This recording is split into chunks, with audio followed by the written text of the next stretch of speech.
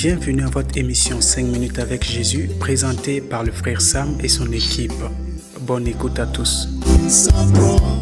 Nous bénissons le Seigneur pour cette grâce pour retrouver aujourd'hui. Et j'espère que la puissance et la grâce de Dieu vous localise où que vous soyez. Vous expérimentiez la guérison de Dieu par sa parole et par la puissance du nom de Jésus. Vous êtes libérés de toute emprise, de tout ce qui vous dérange, au nom de Jésus-Christ. Aujourd'hui, je voudrais lire dans le livre de Genèse, le chapitre 3, les versets 14 à 15. Vous n'oubliez pas que nous avons touché le verset 24 dernière fois, où nous avons vu que la porte des chemins de l'arbre de vie a été fermée. Et vous notez que ce n'est pas la porte du jardin qui est fermée. On a découvert que les chemins de l'arbre de vie étaient bloqués. Donc, nous avons établi et vu clairement que les chemins que Dieu protège, ce n'est pas juste les jardins ordinaires. Ce n'est pas les chemins de prospérité éphémère. Ce n'est pas les chemins de construction de belles maisons, des belles immeubles, des belles idées, des bons diplômes. Tout le monde a accès à ça. Le diable a accès à ça.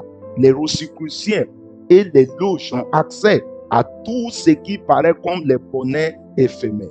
Mais les chemins de l'arbre de vie, les chemins de Jésus, les chemins de la vie de Dieu est le trésor de Dieu. La vie de Dieu est l'abondance de Dieu, est la prospérité véritable. Et c'est ce que Dieu garde les chemins soigneusement. Nous avons vu. Et à moins que vous êtes connecté à Jésus, quel que soit ce que vous possédiez, quel que soit ce que vous déteniez dans ce monde, même si vous êtes un grand professeur, ou bien vous êtes président ou ministre de l'État, quel que soit votre positionnement dans le monde, à moins que vous êtes reconnecté à Jésus et le chemin de la vie est réouvert pour vous, c'est en ce moment-là que vous avez la vie et le trésor de Dieu.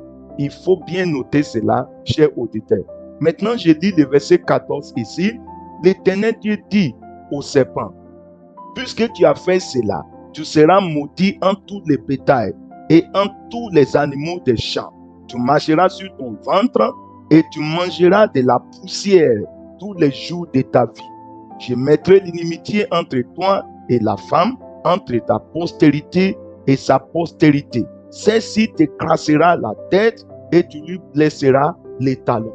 Nous voyons ici des premiers jugements déclarés dans la Bible.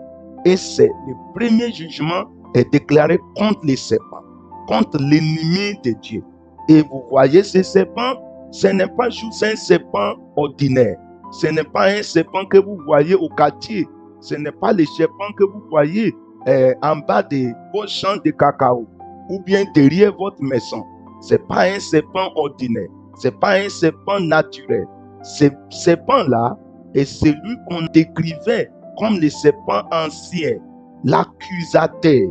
Celui-là qui est l'image du diable, un ennemi de Dieu qui veut établir son trône au-dessus du trône de Dieu, qui veut régner à la place où le seul Dieu mérite de régner. Il a lutté contre le projet de Dieu au ciel. Il a été poussé sur la terre et sur la terre, il arrive, il veut détruire le projet de Dieu. C'est lui qui a attaqué Adam et Ève et c'est lui qui continue à vous attaquer. Ce n'est pas votre parent qui est votre ennemi.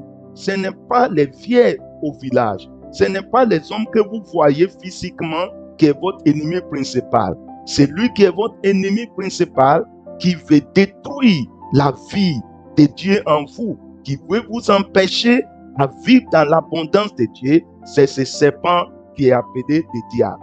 Et je voudrais vous faire savoir aujourd'hui que Dieu l'a maudit. Dieu ne veut pas son règne.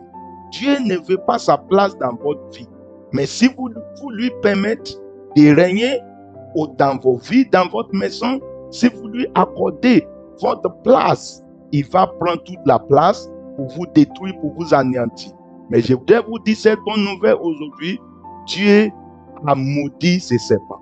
Et vous pouvez être connecté à Jésus pour être délivré de ces malédictions, de ces emprises. Je prie que votre vie soit connectée à Jésus et que tous les projets du serpent échouent dans votre vie, dans vos projets et dans votre maison.